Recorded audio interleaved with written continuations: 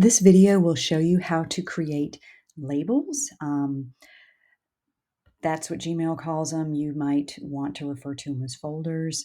But basically the thing is that you can actually have things in multiple folders. So the term label would be more appropriate because you can slap different labels on it, or you can maybe call them tags if you want to, but Gmail calls them labels, and you can see that they've got like a little label icon here.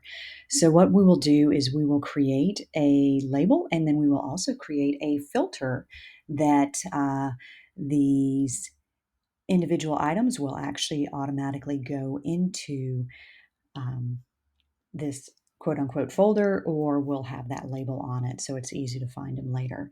And, I've got a bunch of different folders, AKA labels, and, you do actually want to keep it to a minimum, but I started early creating a different folder for each of my creating a different label for each of my clients. So it actually works out well for me that that's where they automatically go. Um, am I going into the label to find emails? Sometimes I do. Usually I just do it, search the conversation up here, so in the search bar. All right, so right here, you see that this is where all the labels are located. You can go in and you can see these are some of the ones that I've created. I use underscore and dashes so that they will go into a different order than just alphabetical. The dash, first the underscore pops up first, and then you have the dash.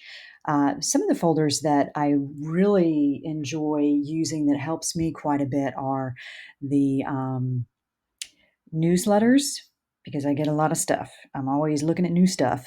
And I like to shop online too. So there's a lot of newsletters that come in here. And this is something that's really not it's a low priority to read.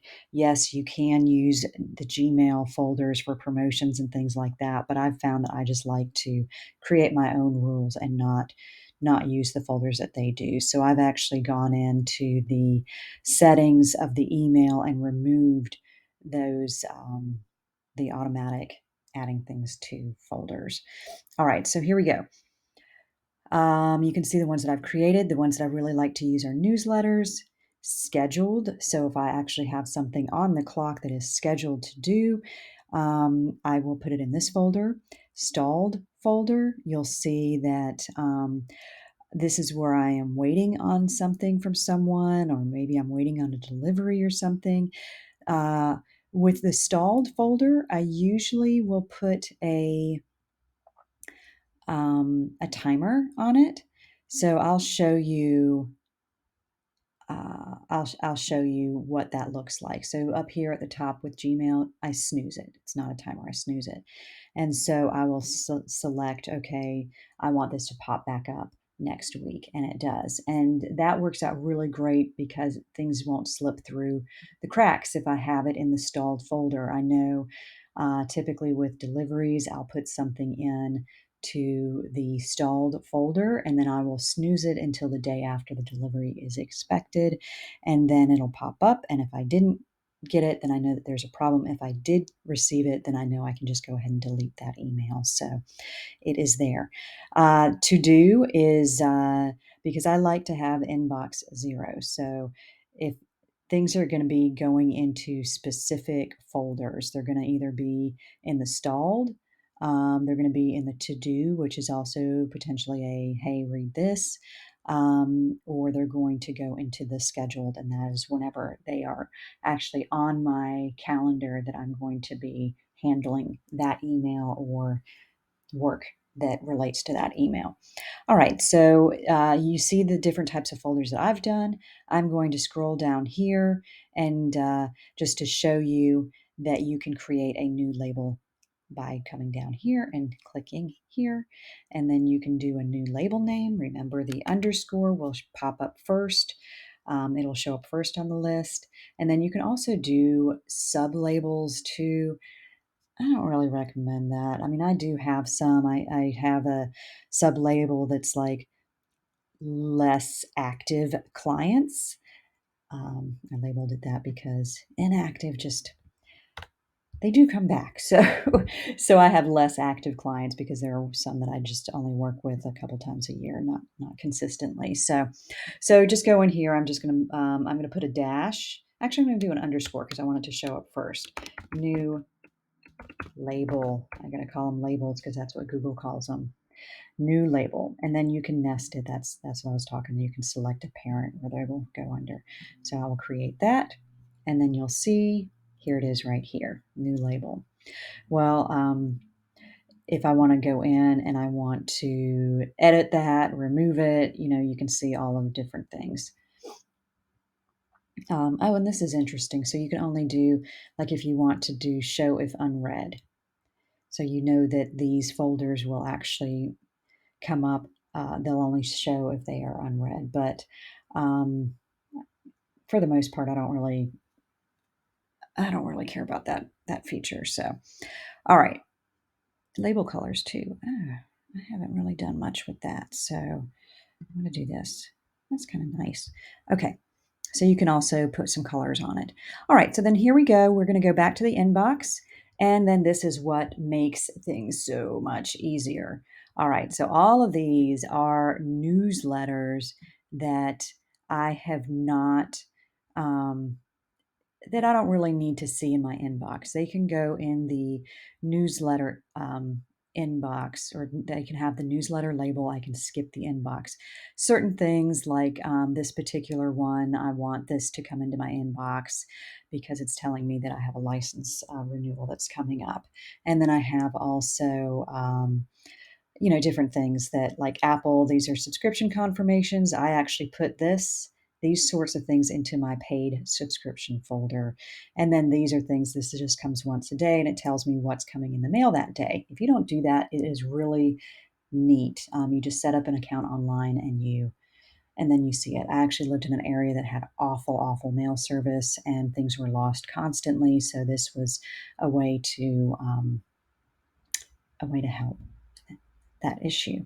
All right, so I have all of these items selected. And then what I'm going to do is go up here, click more, filter messages like these. And then you can see that these are all showing up from all of these people. Awesome. Very good. I'm going to create the filter. And for me, I would like to skip the inbox. If you want to put on there, never send to spam, go ahead and select that. And then I'm going to apply this label, newsletters. Okay. Um, I am not going to apply it to the filter right now because there might be some things that I'm not going to apply it to the items that are in my inbox right now because uh, I just don't want to do that right now. If you want to, that's great. But I don't want to do that because sometimes I have like they might be things that I have read already and I've already put them someplace different. So you can see actually in the background here, like I have them, these are particular items that are labeled with a group that I follow a lot of their members. And so anyways, um, so I'm not gonna apply it to that. I'll just show you how to add them in bulk to the newsletter folder individually. Okay, create filter. Let's do that. I created the filter. Okay. So these are still in the inbox because I told it not to put it into not to do it right now. But, oops, I don't want that. I want that. But I'm going to go ahead and put these. So you see, I've just selected it and I'm just dragging and dropping it right there. And there we go. And so these are the ones that are left in my inbox.